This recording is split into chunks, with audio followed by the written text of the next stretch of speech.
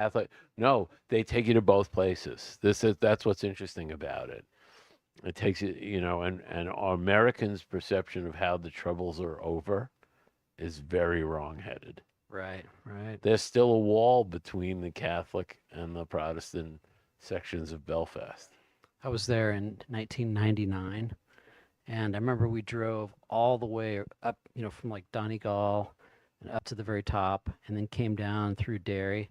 By the way, you can tell a person's affiliation by what they call that town, Yes, Londonderry or or Derry. right. And there was this big closure because there was some sort of orange Oh, Orange march, March. and so Yeah, we're like, screw that, we're gonna, yeah, But yeah, the Shankill Road, and then there's the Falls Road. yeah. We went. To, It was fascinating because you see that someone else's view, like the view you get, is sanitized yeah, here, um, and it was kind of sad, obviously, but it was really interesting. And the cab driver was great. He does these tours, and Stuart had did you go arranged by for it. that big Catholic cemetery where they had all the Bobby Sands Yeah, oh yeah, murals and all that yeah, oh stuff? yeah. Wow. It's funny is what the murals were a really interesting aspect of it because we always got shown on TV the Bobby Sands mural and other murals, Are we live? Why don't you go ahead and get us started? I think we'll. and and there were murals that, of course, we never saw on TV because they would have worked again because there are PLO murals supporting the PLO. Uh, so you don't show that to Americans, right? Right. Because it'll hurt the support for it. And then you go to the Protestant side, and there are murals on the Protestant side, and there was one mural, like several stories tall, of a masked gunman holding a AK-47. I mean, stories tall. And Yeah. this is allegedly after the troubles are over. So Things it's are kind of percolating along nicely, I think, right now. they weren't for a while. They Yeah. started, yeah. And every time marching season always Yeah, goes. I And know. I'm not Irish, by the way, even though I have a great Irish name. Uh, yeah.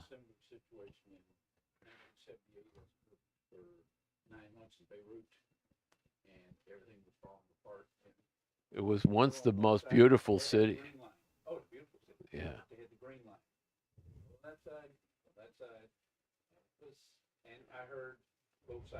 Yeah. Hmm. Swinson's last book about, set in the 70s and No, I didn't read it. oh man, it was so good. Yeah. By Tim Pat Coogan. He did. I have no, I haven't. I mean, I could BS and say I have. I know of it. It's a big old tome. But he's written a bunch of books on like De Valera and all those guys. Are we live, PK? Okay. We're live. Are we? Hey, everybody. Yeah, we're just talking about Ireland and Yes. Belfast, and I guess there is this. We can talk about that. It does relate in some way. But good evening, everybody. Patrick from the Poison Pen here, and it's always a treat and an honor to welcome my good friend Reed Farrel Coleman back to the store. It's been way too long, Reed. It's been way too long for me. It's like a reunion tour, Yeah. this book tour, because I haven't been to all these places in 3 years since before the pandemic. Before the pandemic. Yeah. Yeah. And so we're going to be talking about Reed's brand new book, obviously Sleepless City, killer novel, the first in a brand new series. And boy, it's funny, we're talking in the back and kind of getting into some of the material we're going to go over. But this book, it does a lot. There's a lot going on in this book. It's really about one of these books. It's about cops. It's a book about now, the nature of law enforcement, The nature of justice, of right nature. and wrong. Yeah, some big themes. Then Yeah. journalism plays a huge Right. role in this book. Uh-huh. So tell us a little bit about it. Well, it's an interesting thing. So this book grew out of I didn't have a contract. I left Putnam and I left doing the Jesse Stone series. Let's say I left voluntarily as I was getting shoved out the door. That happens in all sorts of businesses, and it kind of happened there. So when I left Jesse Stone, I also left my Gus Murphy series. So I was kind of like, well, what should I do next? And I was having a conversation with my agent, Shane Salerno, and Shane is a famous screenwriter.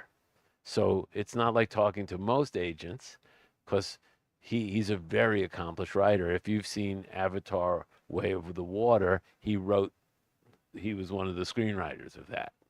Also wrote a Salinger Yeah, biography, right? yeah. There's a Salinger documentary that he was the producer of. What was the space movie he wrote? The one with Bruce Willis and John no, not Armageddon. So they wrote that screenplay. So so when I talk to him, it's like talking to another writer. Uh, and so we were kicking around ideas for where to go next, which is not something I usually do. I usually just write what I want to write. But when you're looking for a contract, this is my career. It's how I earn a living.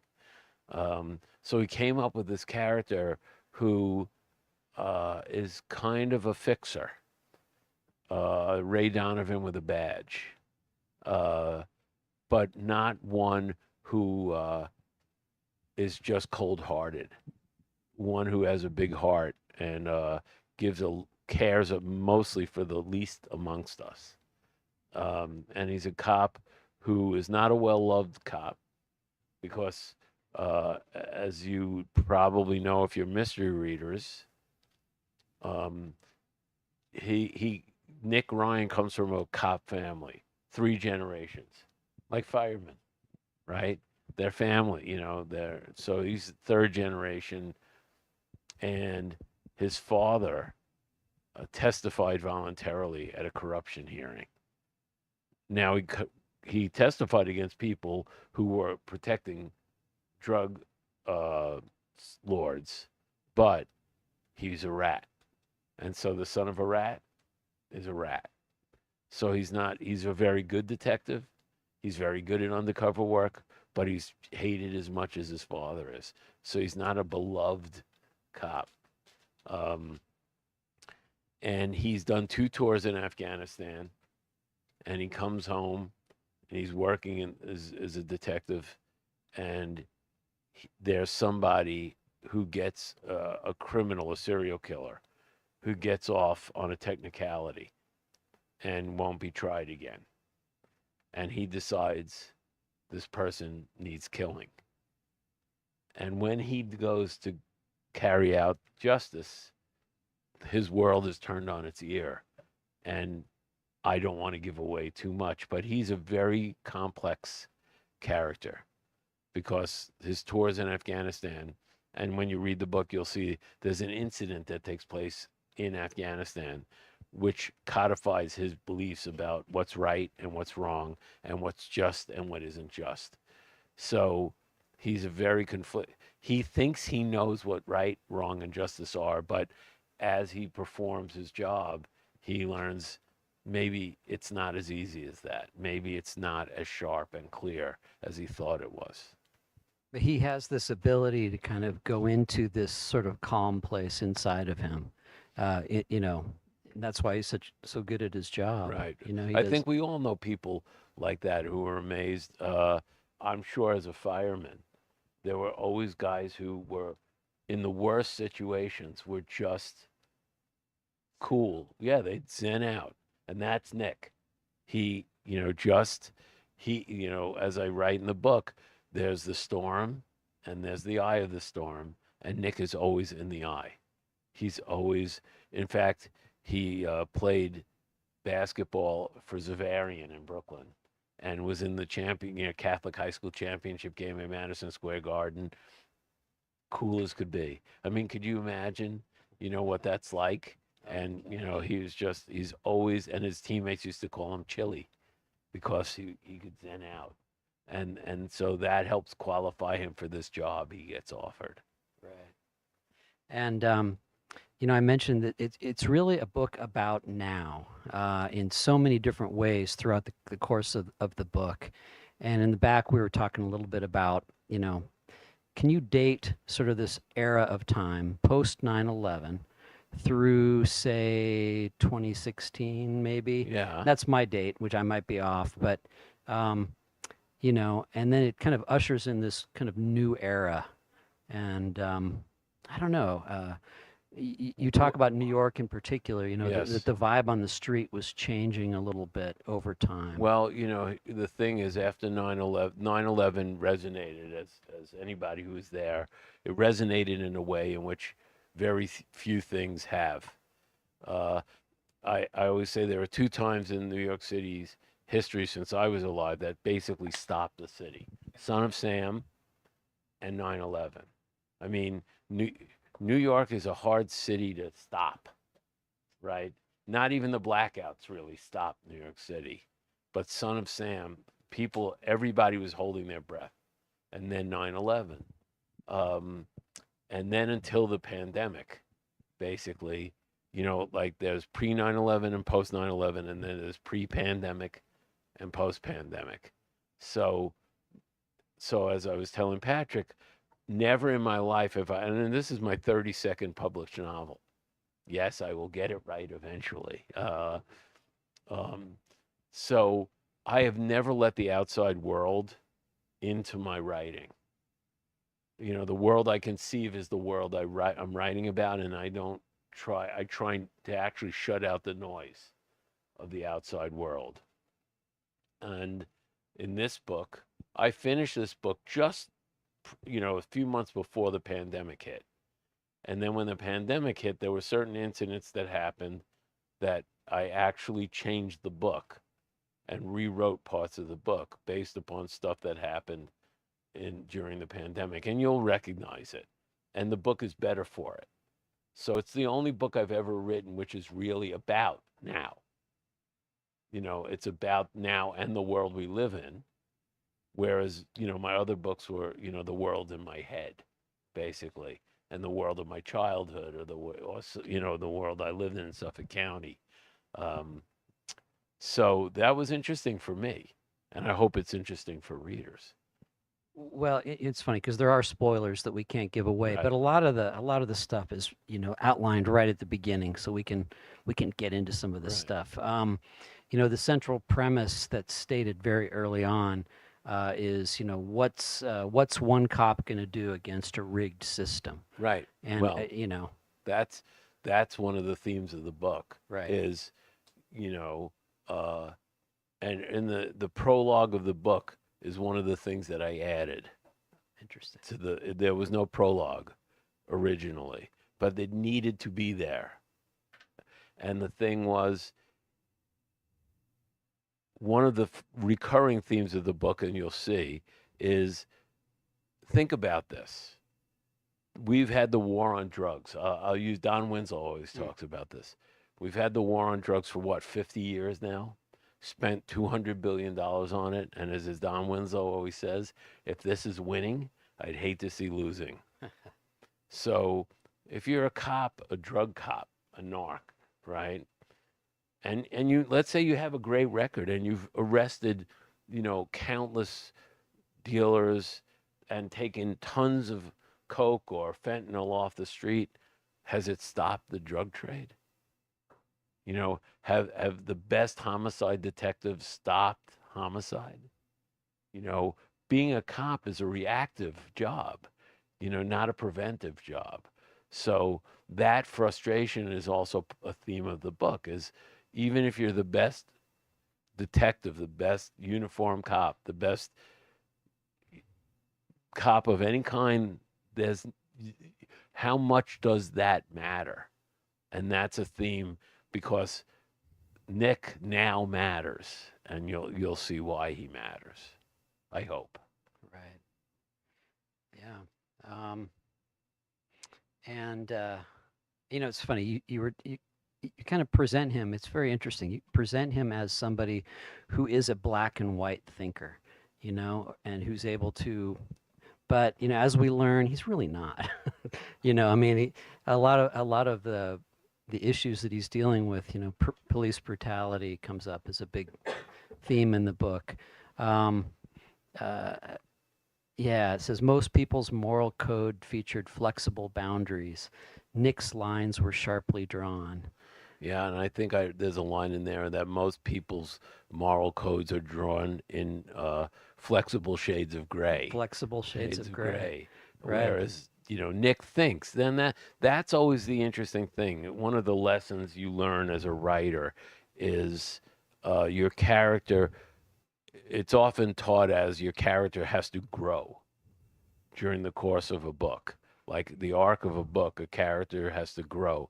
I like to think of it, a character has to change, Hmm. not necessarily grow. Sometimes they change for the worse. That's not Nick doesn't, in my opinion, he doesn't change for the worse, but he certainly changes from where you start to where you end. Right. Nick changes. Um, and his thinking about certain subjects change. He changes them by his own experience and by stuff that happens to him changes his experience of things. I loved writing this book. I really did. I mean, there are books I've written.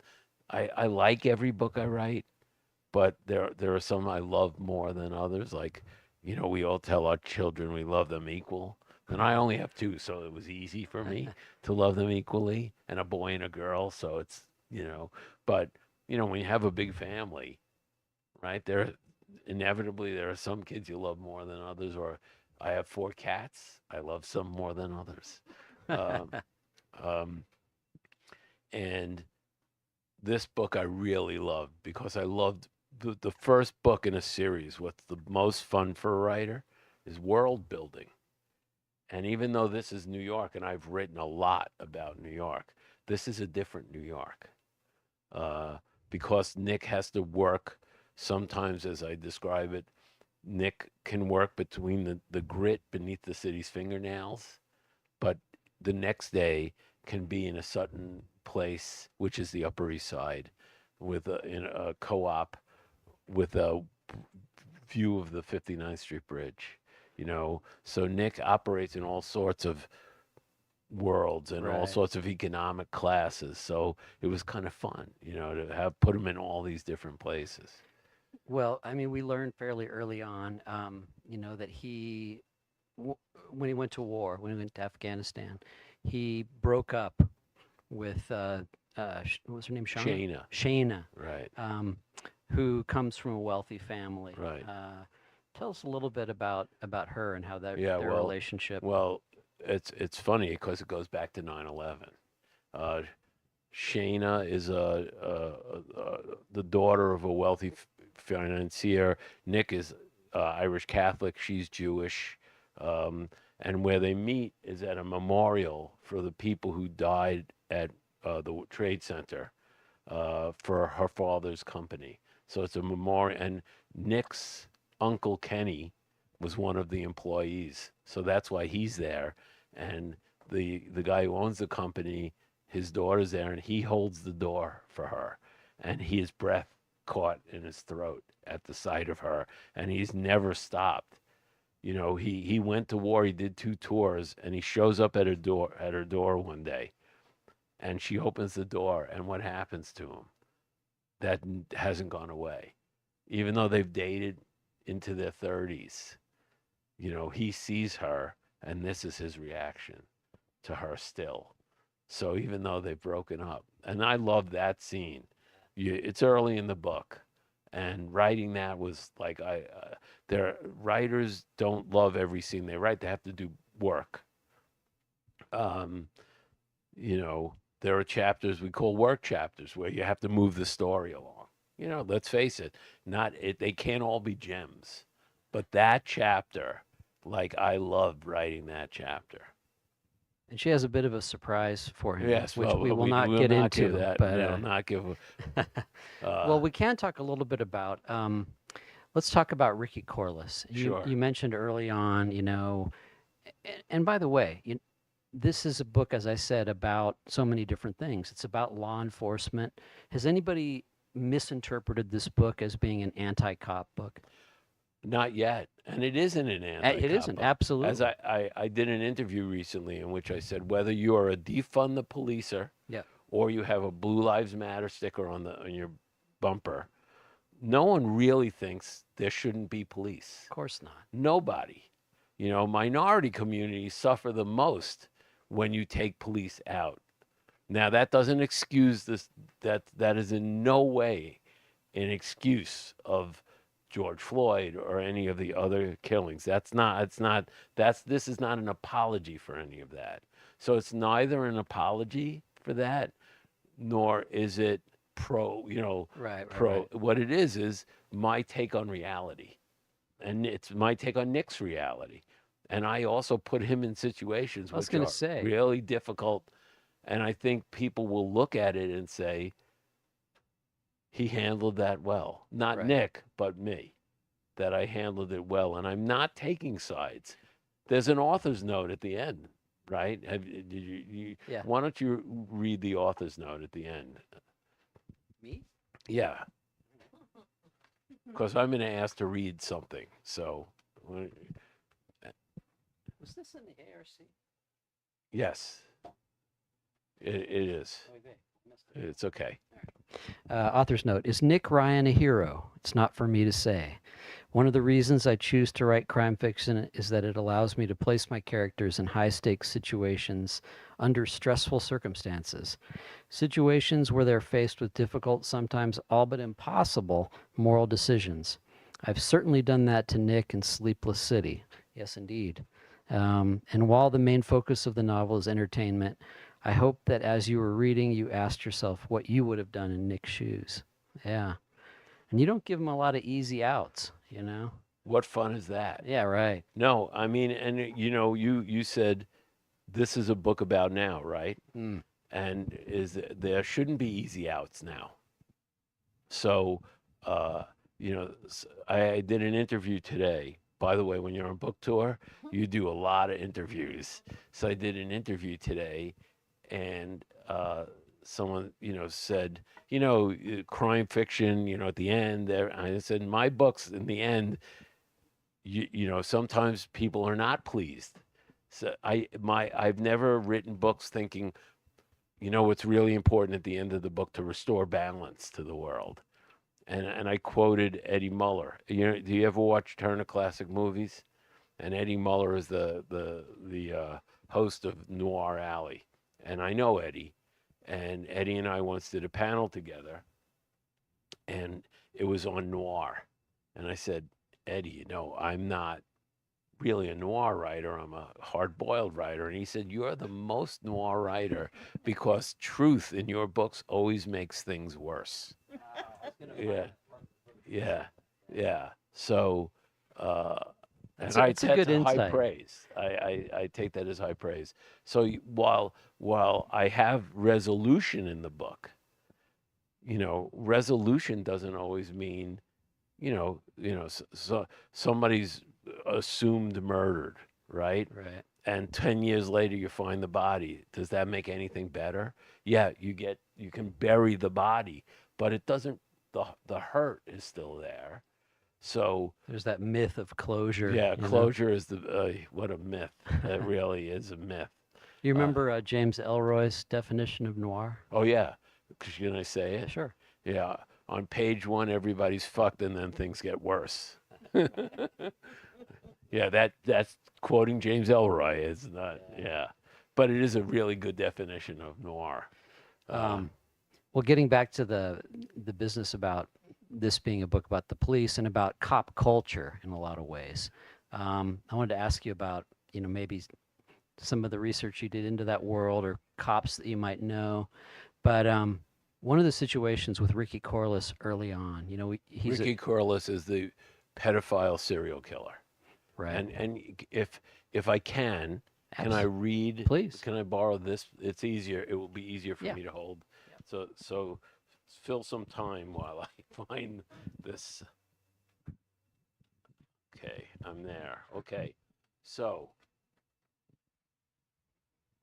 juggling is not one of my skills. No, it's fine. So one of the titles I get hung with all the time is I'm the hard-boiled poet or the noir poet laureate.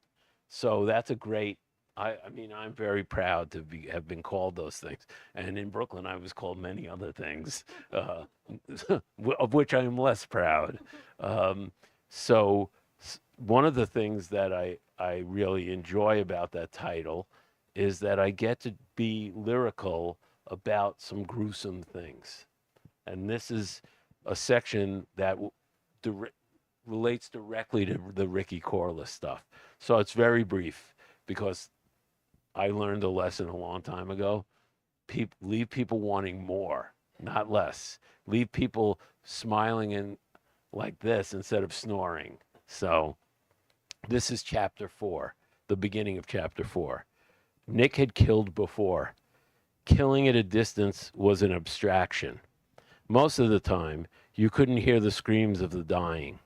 Close up was something else. Tough to fool yourself when you made a man's chest explode and stood in the crimson mist of his atomized blood, when you breathed it in knowing that coppery taste in your mouth was the vaporized remnant of a dead man's soul.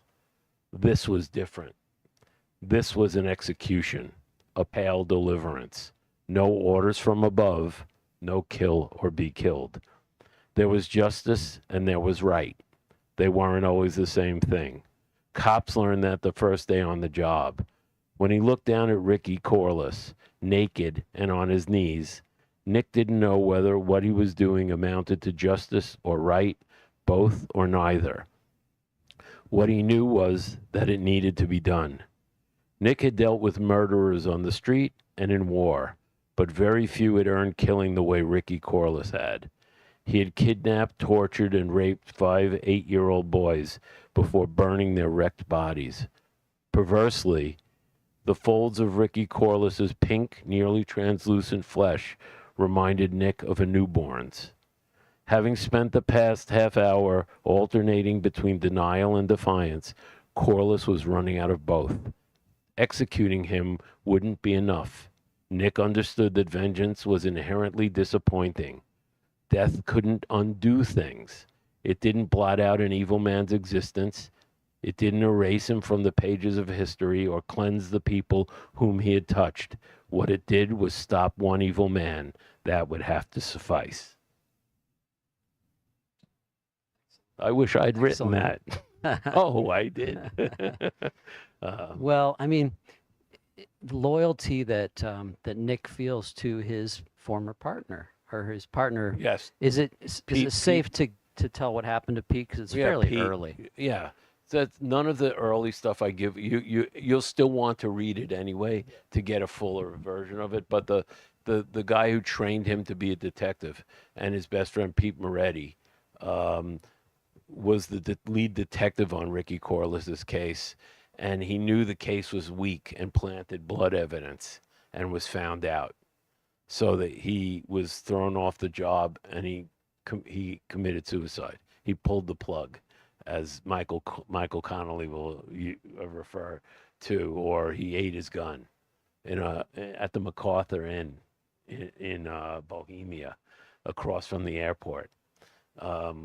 So, and that motel comes back later on in the book, and so Nick is avenging his partner's suicide and the shame his family had to suffer and the families of the boys who were murdered.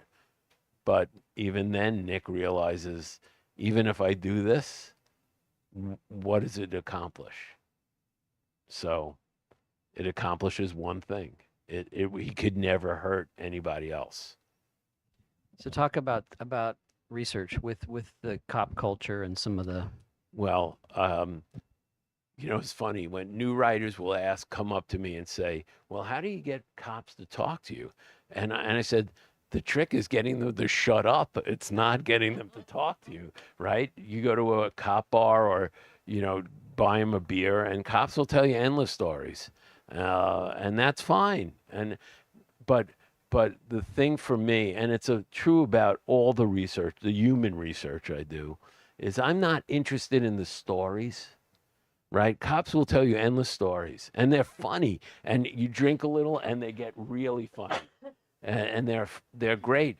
But I'm not a writer to repeat other people's stories. What I'm interested in is people's attitudes. So cops never say, "You got that all wrong." I've never had a policeman say to me, "You got that all wrong." What they say is, "You got it right," because it's not the story, it's how they perceive the world. That's what interests me. So there's a lot That, of black humor, I'm yeah, oh assuming. yeah, there's a lot of dark gallows humor, understandably. Um, a cop's world, and especially in New York City, it can be a very ugly world. And the strange thing is, a lot of cops come from where we come from. Well, I come from Brooklyn, but we lived out in Suffolk County on the island. Right. And so, there's a lot of cops in New York City. Like when I grew up, cops came from the boroughs. They came from New York City, right? Now they mostly don't. They mostly come from Long Island or Westchester or Rockland County, the surrounding counties. And it's a lot of white kids who've never really had contact with minorities or deep contact with minorities. Um, in fact, once we had a minor car accident near in Williamsburg, and the cops that showed up, one of them went to high school with my daughter. So it's kids from out on the island. So one of the characters in the book, Martellus Sharp, a very seasoned African American officer who wants to stay in uniform. Why? Because he feels it's his duty to kind of get those white kids from Long Island or Westchester or Rockland County acclimated to the world they're going to police.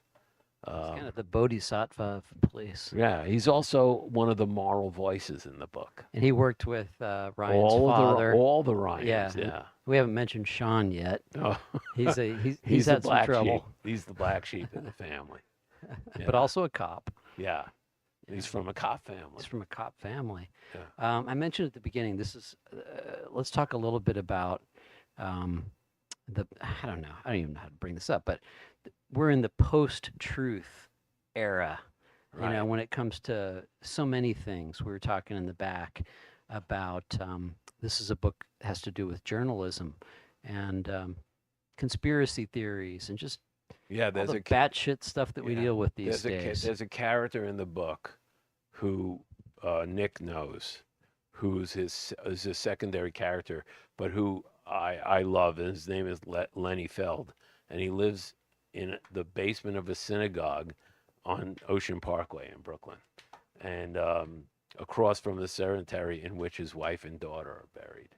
Um, and he was an MIT professor, and is a computer genius, and he has access to supercomputing, and he has patents that he will not share because he's afraid they'll be used in the wrong way. He helps Nick with them, and I avoid the term deep fakes, but that's what he can do. Deep fakes, if for those who don't know, are the computing and now is so good that you can have people, politicians particularly, say things and seem as if they're actually saying these things when all they're doing is computers take snippets of old speeches and they can actually form the mouths of the politician in a way in which it really seems as if that person is saying those things. And it's a scary possibility. It is. It's a very scary possibility. So that's also an issue in this book. But as Lenny says, do you know one of the reasons people believe in conspiracy theories? Because sometimes they're true. They're true.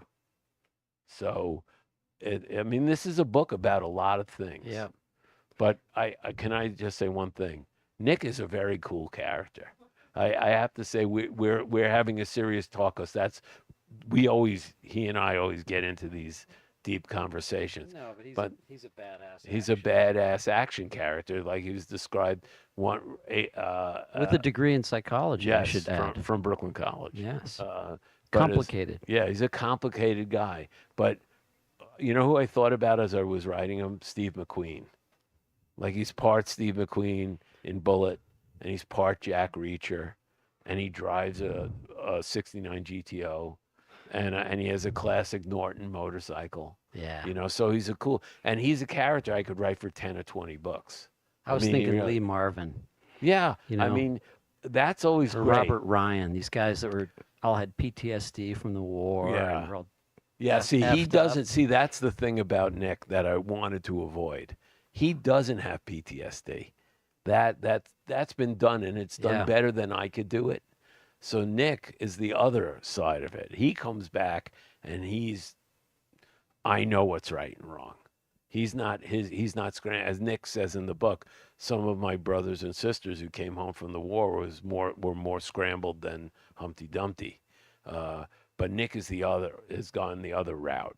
He comes back sure of what's right and what's wrong, and he's very sharp and he's very clear about it. Um, but I just want the book is real to me. It's an interesting book because such a cool character, if I do say so myself. There's a lot of action in He's this book almost as too. handsome as me. Also, there's a lot of action in this book. It's not all moral questions, right? And that was a tricky, it was a tightrope to walk. Was how do you make a book entertaining? Because my first job as a writer, particularly as a genre writer, you have to be entertaining. No one's really reads a book as today I'm really interested in moral questions.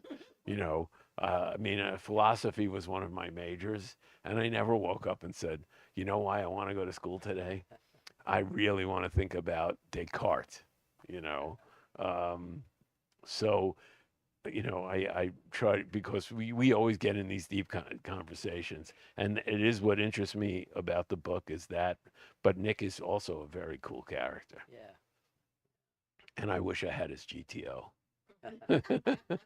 Tell us a little bit about your journalist character, Callie. Callie, um, Callie's uh, she and this is the way I write. I do not outline, so and the guys who did the interview today they would not let this go that I wrote this book with the idea of Nick, period, and then just started writing. So everything just grows out of once I had the setting. The author Peter Spiegelman. Peter always says that setting is the soil in which you grow your book. So once I had the setting and once I had an idea of Nick and started writing, this other stuff just occurred to me. And one of the things that occurred to me is how journalists are disrespected these days. I grew up in a world in which journalism was highly respected, and now it's kind of urinated on journalism, and so I put in a young biracial woman from the Midwest who works for a small Brooklyn newspaper. There are, other than the big newspapers in New York, each borough has their own kind of little small newspapers. And in Brooklyn, it's the Brooklyn Eagle, which actually Walt Whitman used to write for. When it Really? was when it was an important paper, and now obviously it's like a penny saver more. Do they all have their own political slant too? Yeah, yeah, they are, So, and I don't know what their distribution is. It's not very large. Um, so, and really earnest. And her name is Callie, and she's from Chicago, and she's very earnest. She wants to be that kind of, you know, um, kind of journalist we all used to respect. And it's hard working for a small Brooklyn newspaper. And so she sees something Nick has done and won't let go. Uh, and you got to respect her for that. And then she winds up being embroiled in Nick's, as we say in Italian, mishigas, uh, troubles. And, so that's always the interesting thing is Nick is a loner. He tries to be a loner, but people are always involving themselves in his life and causing trouble, you know. So Callie to me was a very interesting character. Character is what makes books interesting for me. And I hope for the readers. We were talking in the back about how many of your books, looking back, as the Gus Murphy series, and certainly Mo Prager. Some of you have read the great Mo Prager books. You often have these two men. They don't have to be men, but kind of almost engaged in a sort of dialogue. Yeah, a moral dialogue. Yes. Yeah, there's always a moral center in the books. We're back to this again. But they're like batting it No, back and right. forth. Yeah, there's Lenny in this series. Yep. Um, Who's horrifically burned. right, and he was saved. His life was saved by Nick at some point. Yep. So he's deformed, and that's one of the reasons he lives in the bay. He shrunk his world into the basement of the synagogue. And he's not religious. It's just a place. It seems a fitting place for him to live. Yep. Um, and it was Israel Roth Right. in the Mo books, and Father Bill Yep. in the Gus Murphy books, because the protagonist can't be a moralist. It's boring. But if you have, in the Gus Murphy books, it was a retired priest. In the Mo books, it was a concentration camp survivor, and in this book, it's Lenny Feld, who is this horrifically scarred and deformed guy, and Martella Sharp too. Mm. There are two moral points of view, but the book is not about that. But I really want you at the end of the book to wonder what, in any of these situations, you would have done. Yeah. Because I don't know what I would have done. I would have sacrificed. I would have rolled over on you immediately. I'm sure. I remember, when you were talking about them, and we've really kind of said most of what we can say about this book. I don't want to give everything away, but it's a great read, and it's a real kick-ass page turner as well as a book about ideas. Love the title, Sleepless City. Where did that come from? It's an allusion to, New York, the city that never sleeps. But that's a cool phrase, the city that never sleeps. But sleeplessness, we've all, I mean, I don't know all of you, but I can guarantee you we've all had insomnia. Mm. And you know how you're a little edgy when you have You're insomnia, deprived. especially if you have it for a few days in a row. So Sleepless City is, although it means the same thing as the city that never sleeps, it's different. You got a bunch of sleep-deprived Right. nutcases Right. running around. Right. Yeah, they're called the Colemans. No, and sleeplessness has an edge to it, and I could have just as easily called it restless city, because there's a rest. You know how how antsy you get when insomnia takes over your life. That's the implication. There's a real edge here. And besides, The City That Never Sleeps is a very boring title. Yeah. Well, where do you finished the second book, right? Yes, Blind to Midnight is the title. I like titles, by the way. So Yeah. Is there anything you can tell us about that, or? yeah, it's as I said to you in the back, the tendency for authors and television shows. Have you ever noticed if the first season has a lot of action in it, the tendency is to say, next season we have to have more. Everything has to be more and bigger. And I have never subscribed to that belief. I believe the second books should be smaller and more personal. So while there's a ton of action in Blind to Midnight, Nick's involvement in some ways is much more personal than Well, it was. you've in the set up first. his world.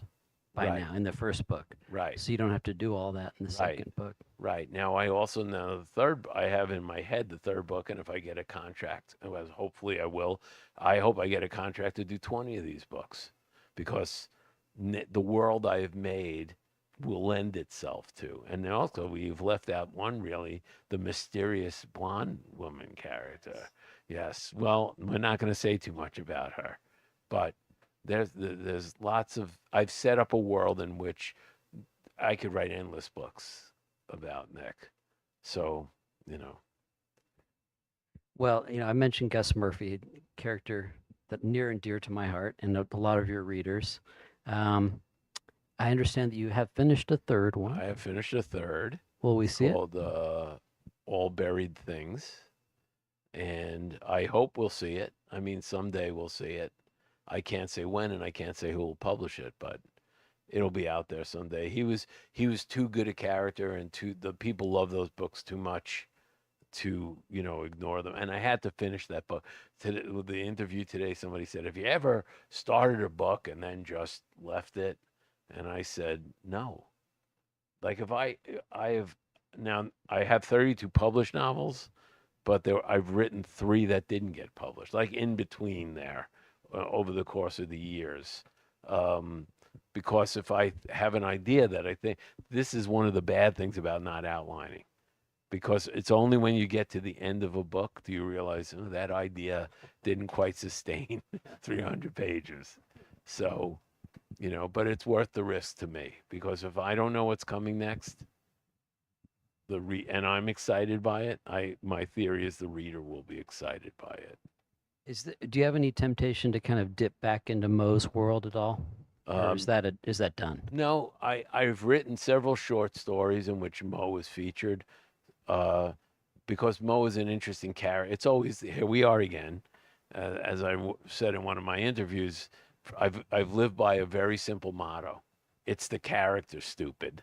Uh, so Mo, I had said everything I had to say through Mo in 300-page books, but there's always some incidents in Mo's life which I could always. So I revisit Mo in short stories.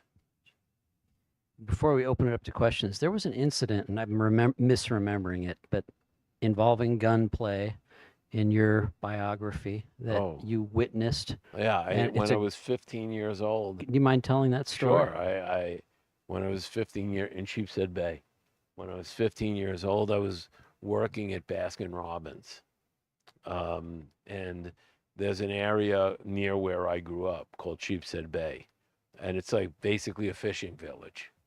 That's not what most people think of when they think of Brooklyn. Uh, so um, I was walking to work. It was a beautiful day. It was a beautiful summer day, and Sheepshead Bay Road bends.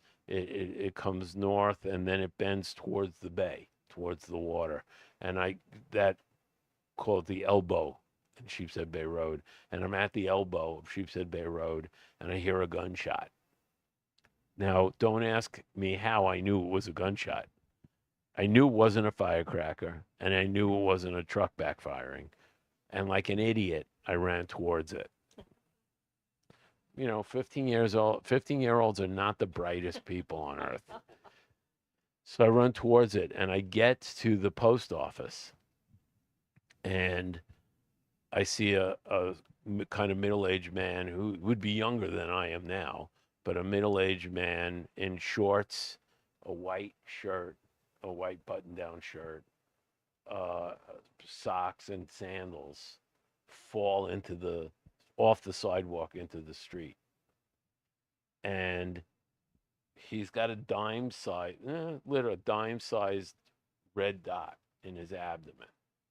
So I'm 15 years old. I mean, even in Brooklyn, you don't understand. I didn't know anything about internal bleeding. I didn't know what, and everybody comes out, but nobody will do anything because there's a very famous psychological study is if I was alone, I would have acted. But when you're in a group of people, everybody's waiting for the next person to do something.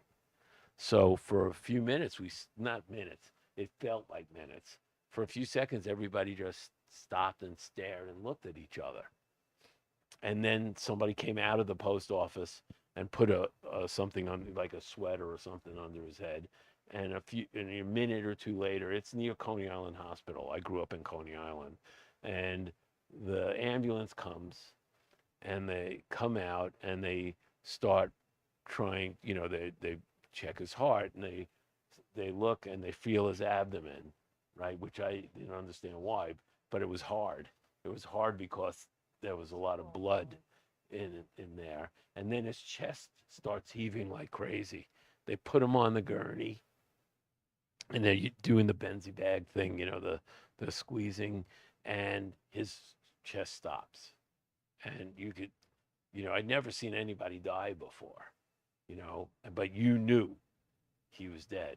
Then something happened that I will never forget. This will stay with me till the day I die.